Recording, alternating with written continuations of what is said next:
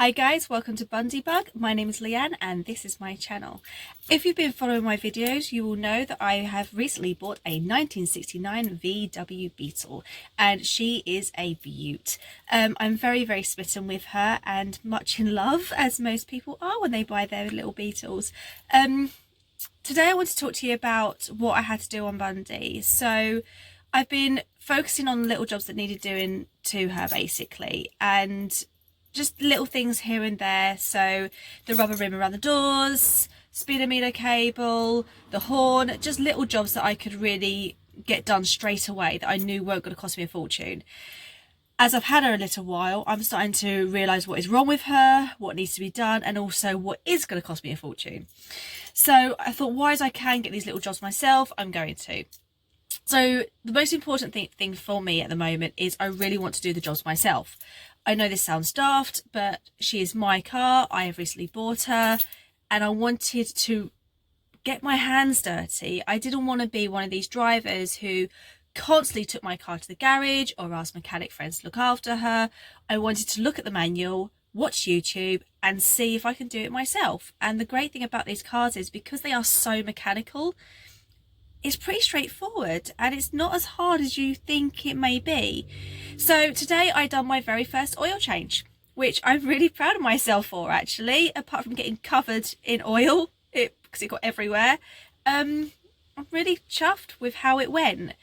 So start from the beginning. Basically I noticed that Bundy's oil was a little bit low. And because I didn't know what the previous owner put in her, I did not want to risk putting an oil in her that was not the right type or maybe a higher grade. I just didn't want to risk it. To me, it wasn't worth it. I know that might sound daft, but it just really wasn't. So I thought, do you know what? I'll give her an oil change. She probably needs it anyway, and we'll go from there. So today my main focus was the oil change, and surprisingly, it went a lot smoother than I thought. I have done a little video for you to show me doing it. Please be kind. It was the first time I've ever used a socket wrench and even done anything mechanical. I struggle with a microwave, let alone doing an oil change on a classic car. So for me, I feel really proud of myself for this. I would like to really thank though everyone at Classic VW Beetle sell, buy and meet Facebook page.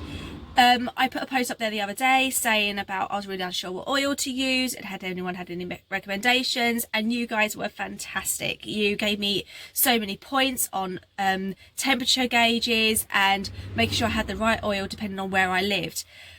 Some of you may know I do live in the UK, so we don't get overly high temperatures and we don't get overly cold temperatures. We're very mixed. Our worst thing here in the UK is dampness. It just always rains. It's ridiculous.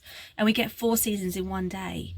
But apart from that, I was really unsure what to use. I went with a manual. The manual asked me to use 20W50, so that is what I went with. I was able to go to my local health food store and pick up a tin of that for £21.99 for 5 litre tin. It's mineral oil and yeah, pretty straightforward to be honest really. The one thing I will say is I'm so glad I did do the oil change. When the oil was coming out, it was honestly like liquid tar. It was so thick and gloopy and the residues in it was disgusting. I decided to buy myself a new oil strainer and gasket kit off eBay. I think it cost me about £9.50 and it was here within a couple of days. Because of not knowing her previous owners or the upkeep that she's had on her, I didn't want to risk obviously taking it apart and realising that the oil strainer was worse for wear and obviously in a really bad condition. And that was really easy to fit. You had to give it a little bit of a wiggle to kind of get it in position, but apart from that, it was pretty straightforward. To be honest, it wasn't that hard. It was pretty easy removing the bolts, removing the head gasket, making sure it was clean on the inside, no oil, no residues, and then obviously replacing it. And obviously making sure the nuts were done up pretty tight to begin with. My main concern with all of it was just how filthy the oil was, and the oil change was really needed.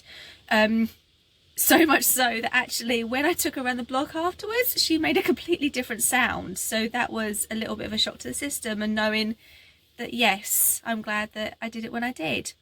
So anyway, I'm going to stop talking now. I'm going to show you my little video of what I done. As I said, please be kind. It was the first time I've ever used any of these tools and done anything like this. And if you can give me any pointers for next time, that would be great, as I'm going to try and make sure I do an oil change about every 3,000 miles on her to keep her tip top. Right guys, take care, I'll see you soon and enjoy.